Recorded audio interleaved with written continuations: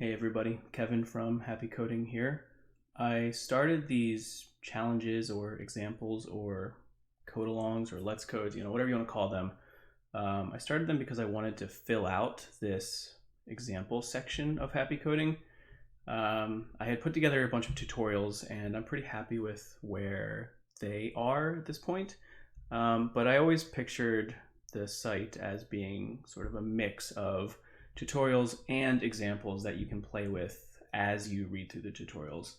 For me personally, I learn best through a mix of reading through sort of documentation, but also getting the chance to play around. So that's why I wanted to focus more on examples this year.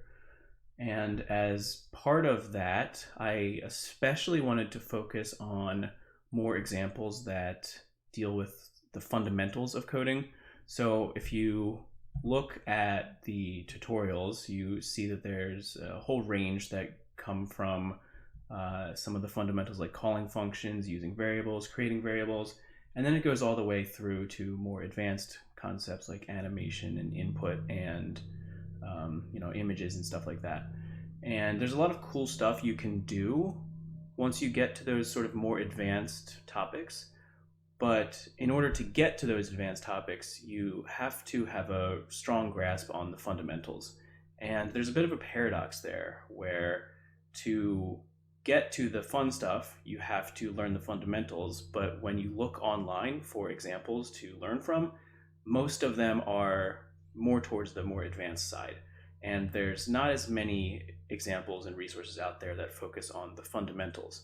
And so all of that to say that I especially wanted to create examples that work from the assumptions that you are learning some of these more fundamental concepts, such as calling functions, using variables, and creating variables. And so today I was thinking about trying to come up with an example that focuses on one of these concepts. And I got into my head sort of this idea of just doing a doodle. So a lot of what you'll end up doing if you are like calling functions in P5 or up until you start getting into animation stuff are sort of still images that you could draw with a piece of paper and a pencil. And so I did exactly that. I got out a piece of paper and a pen technically, and I put together this little doodle, and it was kind of absent-minded and just the kind of thing that you do without really thinking about it. And I kind of like it. It's kind of cool. And so I thought to myself, how would I do this in P5, especially if I limited myself to the first couple of concepts that you would use. So like calling functions, using variables, maybe creating variables. So it's this sort of triangle design where inside of each triangle, there's another triangle. And the points of the next triangle are based on the lines of the outside triangle. And I'm not really a math guy, and so I'm sure there's like geometric properties of this or some kind of mathematical name for this kind of design. But to me, this is just the kind of thing that I kind of doodle without thinking about it while I'm procrastinating or while I'm trying to pay attention in a meeting or something. So anyway, here's the goal that I'm giving myself. I want to create this kind of design in P5 and then kind of play with it and just see where it takes me. And so without further ado, I'm going to switch over to the P5 editor and get started. So here we are in the P5 editor. As always, I just hit play compulsively. We have our gray canvas and we are off to the races. So I know that I want to create a triangle, and I'm going to be honest with you, the triangle function always gives me trouble. I almost never use it because it's kind of complicated for me. I like things like circles and squares because they fit in my brain. Triangle, it's a little harder, honestly, because it takes, I think, 6 parameters. And if I don't remember that, I can always go to the P5 reference and do a search for triangle and read more about it. So yeah, it takes 6 parameters, which are the 3 points. So x, y, x, y, x, y. I always have trouble keeping that straight, so we're gonna get through it together tonight. So I'm going to get started just by drawing a triangle, just straight up drawing a triangle, and let's see. So if I imagine that this outside square is the canvas, I can start to think in terms of width and height, which are the variables that P5 gives me to find the size of the canvas. And so let's just start up here at this top point. That's going to be an x coordinate of width over 2 and a y coordinate of 0, right? Because you're halfway over on the x-axis, and then you are right at the top with the y-axis, so you're at 0. And the next point, let's see if I can introduce some white space to make this a little more readable, is going to be at a x value of 0 and a y value of height, I think. So x is 0, y is height, you're down here. And then the next point is going to be width, height. And let's see if tidying the code helps with this white space problem. I think that's actually harder to read, so I'm going to kind of do this manually. P5 doesn't actually care about white space, but I'm trying to make this a little easier on myself. But we'll see how this goes. Anyway, let's see what happens. So I've got my triangle. I think that looks pretty good. That's our outside triangle here.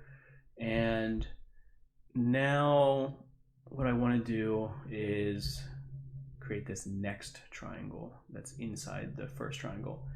And I said I would limit myself to sort of the more fundamental concepts, and I can already tell that if I don't use variables, this is going to get really annoying, because I'm going to have to manually calculate the midpoint, I think, of this line, and I could probably do it, but it would not make for a very interesting video. It would be a lot of me cursing at geometry and doing math off screen. So instead of that, I'm going to create some variables here and say create 6 variables for the parameters that I've passed in so far. So let's call it something like 0.1x equals width over 2, 0.1y equals 0. So I'm going to just convert these arguments that I'm passing in as themselves now into variables, and then pass the variables in so that I can mess with them later. 0.2x equals 0, 0.2y equals height, 0.3x equals width, and 0.3y equals height. There are probably better variable names to give, but it's really hard for me to think and talk at the same time, honestly. So I'm going to stick with those. So I've got 0.1x and 0.1y, 0.2x, 0.2y, and 0.3x, 0.3y. Okay, and the hope is that nothing has actually changed. I've just changed my code so that it's using variables instead of hard-coded parameters. Okay, cool. So now that we have that, what we can do is use those variables to create, let's say, 6 new variables. And what I'm going to do is call these next 0.1x. These are very bad variable names, but whatever. 0.1x equals. And what I want to think about is, now I'm thinking about the next triangle. So we've drawn the big triangle. Now it's time for the second triangle. And what are the coordinates of those 3 points? And so they're going to be based on the 3 points that I already have. And so if I think about this point right here, I hope you can see my mouse, but the sort of upper left corner of the second triangle, that's going to be halfway through between these two points, right? And I don't actually know, so 0.1 is this and 0.2 is this. Yeah, I think I went counterclockwise. Anyway, it doesn't actually really matter. I am going to just go with it.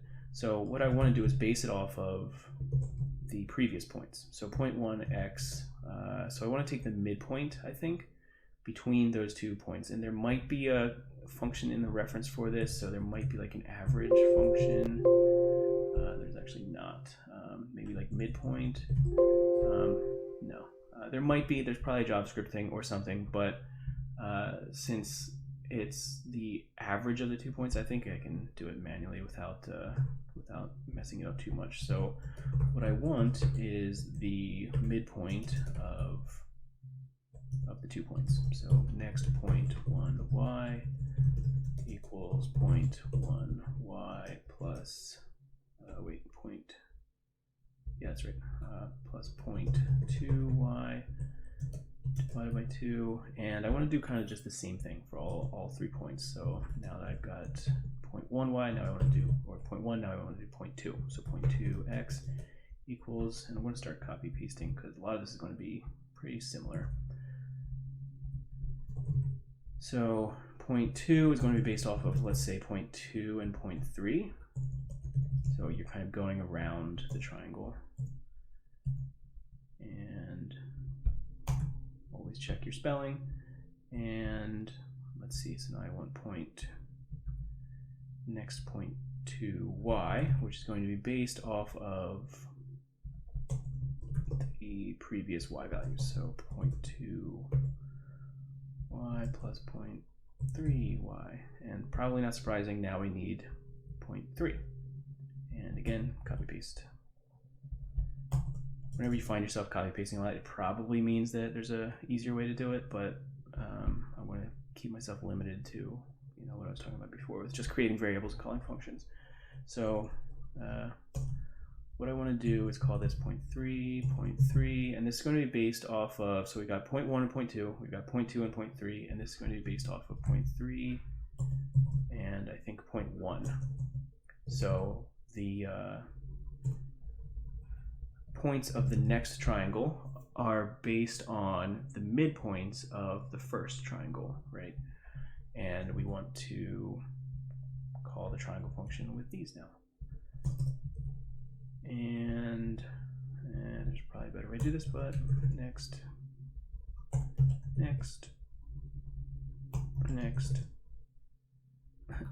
This video, I knew what I was getting myself into a little bit more with the last video with the random walker. This one I went in with even less preparation because I've never done this kind of algorithm or this kind of drawing before. So you're gonna see me figuring out as we go. So let's hit play and see what happens.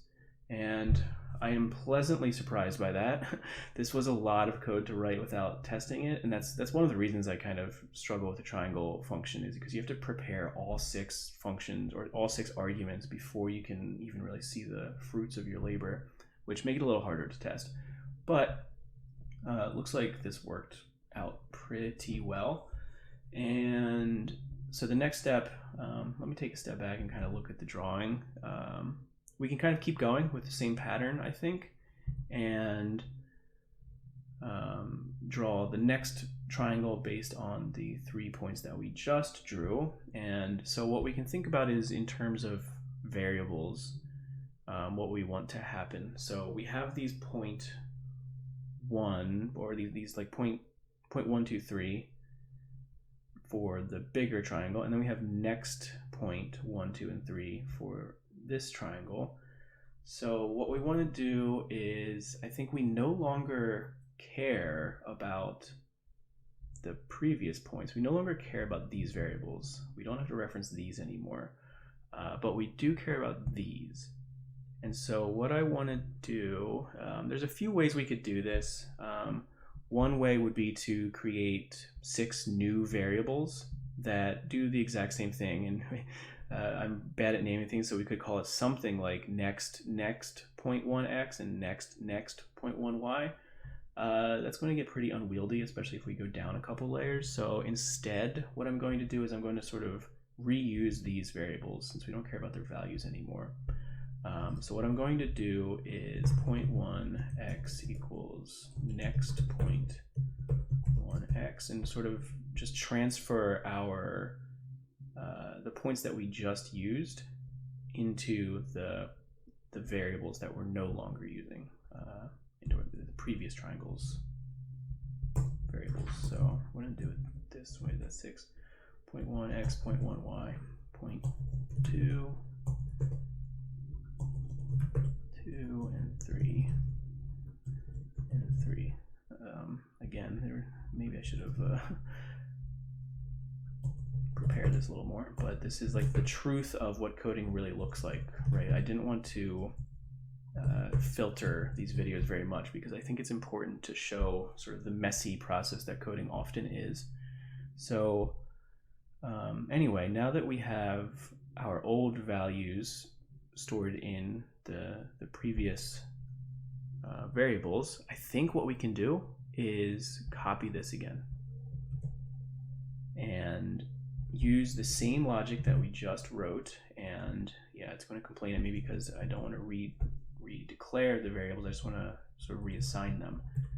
And so now I have set 0.1, 0.2, and 0.3 to the points that we just defined for the inner triangle. And I've got next point 1, 2, and 3 set to the midpoints of those, which we tested with sort of the first triangle to the second triangle. And again, I think we can copy paste this. If you're watching this and you're sort of shaking your head and you're saying, oh no, that should be in a function, like you're probably right. But like I said at the beginning, I wanted to focus on the kinds of things you can do before you learn about, how to create functions and how to do all that stuff. So this is how you would approach it as you are learning the fundamentals. So let me hit play, and I'm very skeptical this is actually going to work, but here we go. And it did not. So what do I want to do here? Let's do some debugging. First of all, let's just check for simple mistakes like typos. And next 0.1x, I mean, this looks right to me.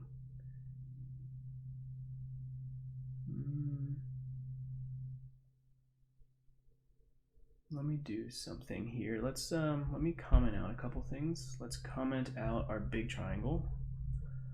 Let's comment out our second triangle, and let's see what happens if we only draw our sort of third triangle here.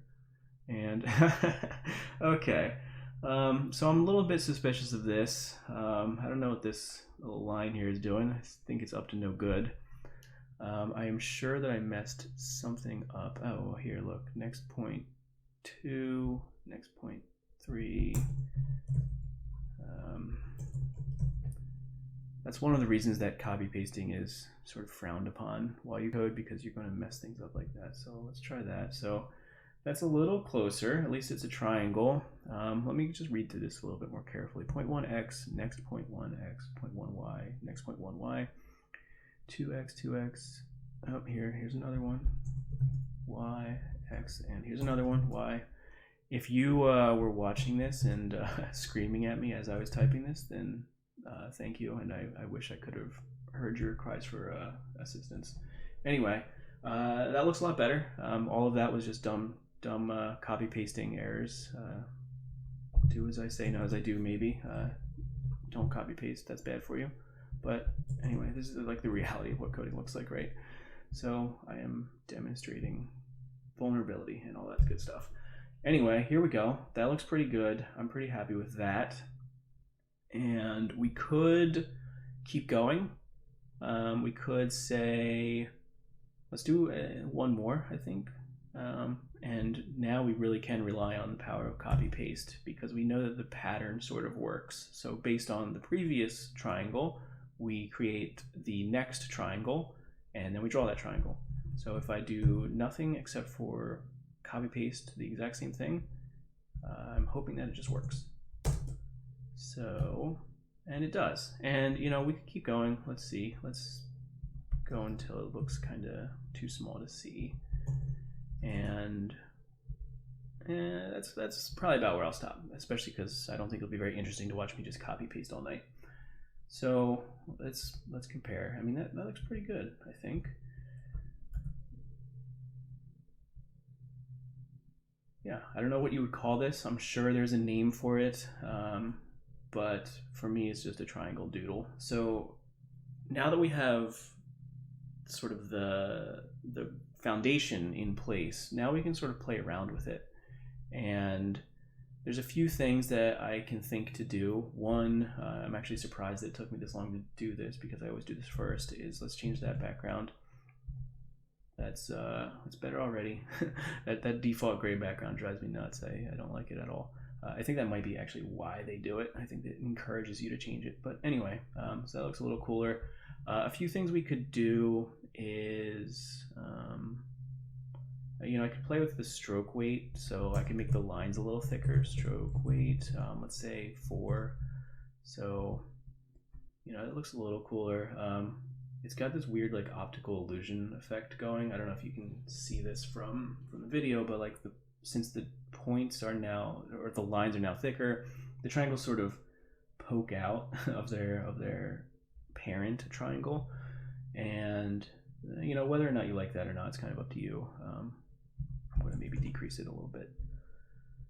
Yeah, it looks fine. Another thing I could do is draw points or circles at each of these points. Let me actually try that. I think that might look a little neat. So here's our big triangle. Here's triangle 2. So what I want to do is maybe draw 3 circles. So let's do like circle. And again, I don't recommend copy pasting like this, but I'm going to do it anyway. So just to see if it's actually doing anything, yeah, it's there now. It's underneath the triangle because I'm drawing the circle first and then the triangle. I think maybe what I want to do is move the circle to be above the triangle or after the triangle, so drawn on top of the triangle. I think that looks a little cooler. I think maybe it's a little too big. Maybe I'll make it, yeah, it looks pretty cool. And while I'm at it, I think I'm going to change this background to something else so I can see the lines a little better. Yeah, that looks cooler. A lot of what I like about P5 is that it's, I don't know if artistic is a word I would use to describe like my personal philosophy, but like it's subjective and it's kind of up to you to decide what compels you or what you think looks better. And so, if you think that making the circle bigger or smaller looks cooler, then like by all means, absolutely go for it. So now I've got my circles drawn. This one's going off the sort of bottom, but that's okay, I think. So through the power of copy paste, I'm going to kind of do the same thing after each triangle. So next point 1, next to, yep, I think that's okay. Let's run it again just to check. Yep. And cool, and maybe one more. I could do something like make the circles smaller as they go in, similar to how the triangles get smaller as they go in. But I think it looks kind of cool as is. It's kind of like a little graph or some nodes or something. What's happening up here? Did I draw the first circle? X.1, X.1. I think it's probably just off the top edge. Let's make it really big so we can see it. Oh yeah, okay. Well, no, that's right. I'm being silly. We didn't draw circles for the outermost triangle, and I think that looks cool. Cool. So from here, I think the only other thing I might play with is color, and as you'll probably notice if you watch any more of these, if I make any more of these, one of my favorite things to play with is random colors. And so in preparation for that, I'm going to make it so that the draw function is only called once.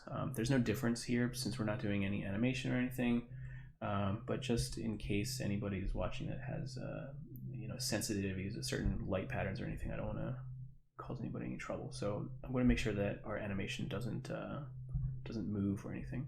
So I've called no loop, that's why. So now from here, what I want to do is maybe fill the triangles with a random color. And so one of my favorite lines of code ever is this line of code that calls the fill function with random values. And so instead of picking a color, I'm asking the computer to pick a color for me. And so every time I run the program, my triangle has a different color. And I can do the same thing for each new triangle as well. So now every triangle will have a different random color, and I can repeat that kind of logic down here. And so, yeah, now you see that, you know, every triangle has its own sort of flavor, its own randomness, its own random color. And yeah, I think that looks pretty cool. And honestly, I think I'm gonna probably leave it there. Let me think about this for a second, see if there's any, see if I have any eureka moments or anything else we can do while I'm playing around.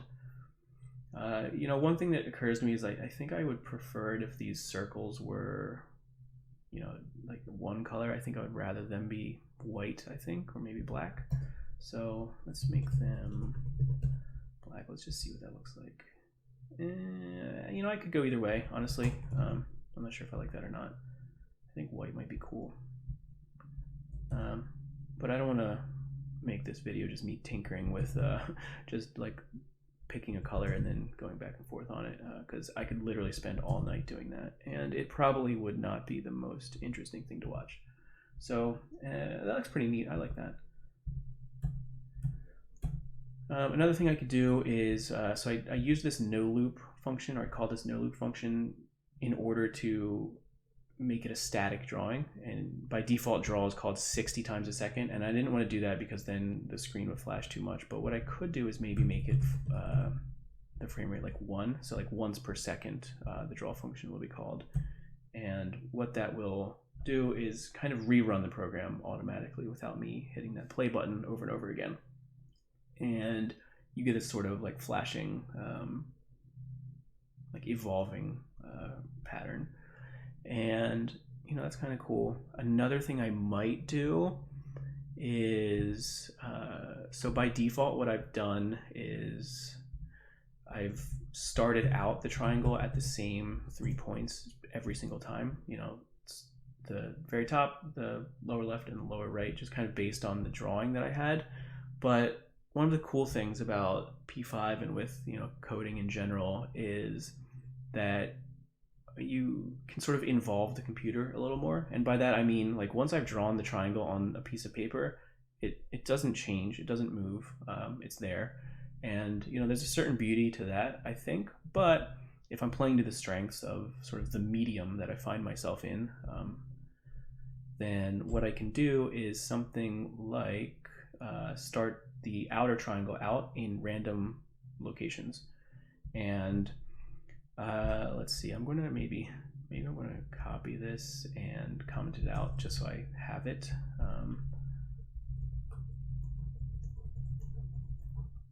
So if I change my mind and I don't like the random, I can go back to it. But what I want to do is, for each point, I want to start it out at a random position. For the x values, it's going to be a random value between 0 and width, and for the y values, it's going to be a random value between 0 and height. So again, if I'm making mistakes as I go, please scream at me. I guess I should probably encourage people to leave comments and stuff, but I'm not quite there yet.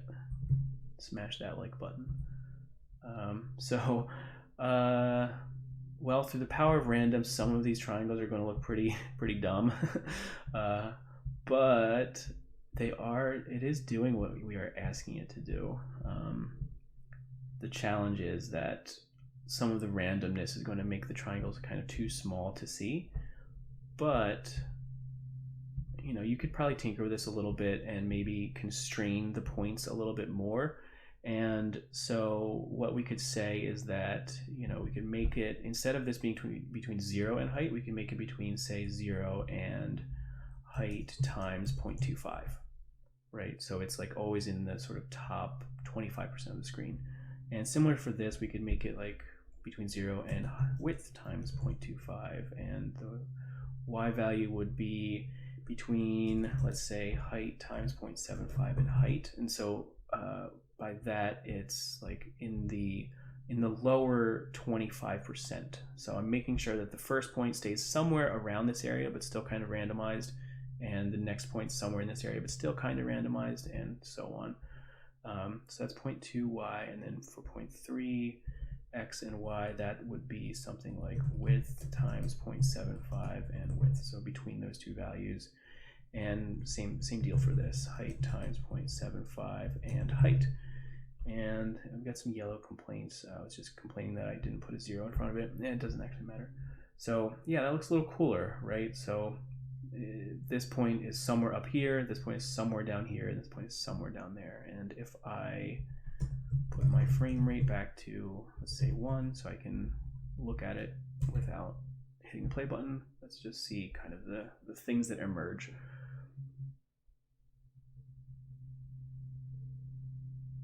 Yeah, I mean, I think that's pretty cool. I'm pretty happy with that. I think that I'm going to call this done. I think that the version I actually post might not include this randomness, just so that I focus more on sort of the fundamentals without throwing in all this random stuff. I'll probably stick with random colors just because my name is Kevin and I love random colors, but I think the random points is something you could play with, but I think it might be a bit much for what I was going for tonight. Anyway, let me think about this. So yeah, like I said at the top, what I wanted to focus on in this example, and probably many examples to come later in the year, I wanted to focus on the sort of fundamentals, the fundamental concepts. And so if you want more practice creating variables, this is the kind of thing you can do. And the reason it's interesting to me is that it leads like pretty directly to some more advanced topics. And I don't think that anybody should be in a rush to get to the advanced topics. I actually think that the more time you spend on the fundamentals, the better, because the fundamentals are the things that you use every single day. And so, you know, as a software engineer, I promise I call functions every single day. I use variables every single day. I create a variable every single day.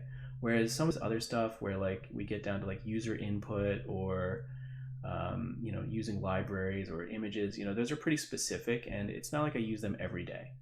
And even through using images or like getting to those more advanced topics, you'll still rely on the fundamentals. And so all of that to say, like, I think that you know, getting more practice in the fundamentals is always a great idea. But it does lead to some cooler things. And so, or I shouldn't say cooler, but you know, more advanced things. So I'm going to spell this terribly wrong. Please bear with me. But if I go to like Kaspersky's triangle, it's something like this. Oh my god, it's so embarrassing. I should have researched that before. But like, here's a sort of advanced version of what we just did, and this is like a more complicated algorithmic mathematical example of like recursion, and it gets into like gameplay and the, you know, all of these like fractal things, and the concepts that we just talked about, like calling functions and creating variables and all that stuff, lead directly to this. In fact, you can't get to something like this without practicing those fundamentals. Another example that comes to mind is, this is another thing I'm going to butcher, but there's a guy named Dave White, Bees and Bombs. He's pretty popular on like Twitter and Tumblr and stuff, but he has this really famous animation that I think might be on his homepage. Yeah, it's this thing. You might have seen this on the internet somewhere before, but this is sort of this fascinating, like, I don't know, sort of mathy, sort of artsy animation that shows these points going around these geometric shapes. And this is the kind of thing that, you know, everything that we just learned about, it leads to. So you can't really do this kind of thing until you do this kind of thing. And so I'm going to stop rambling in a second, but I do find that practicing the fundamentals like we just did tonight is really important. Anyway, I'm going to stop there. I think this is pretty cool. I'm going to post this tonight, and I'll probably keep doing these. So as always, if you have feedback or if you have questions or anything, please let me know. I'm at happycoding.io. There's plenty of tutorials and examples and a forum and all that good stuff, but I won't spam you too much because I think I've talked too much. So anyway, thanks everybody. Thanks for watching, and have a great night, and happy coding.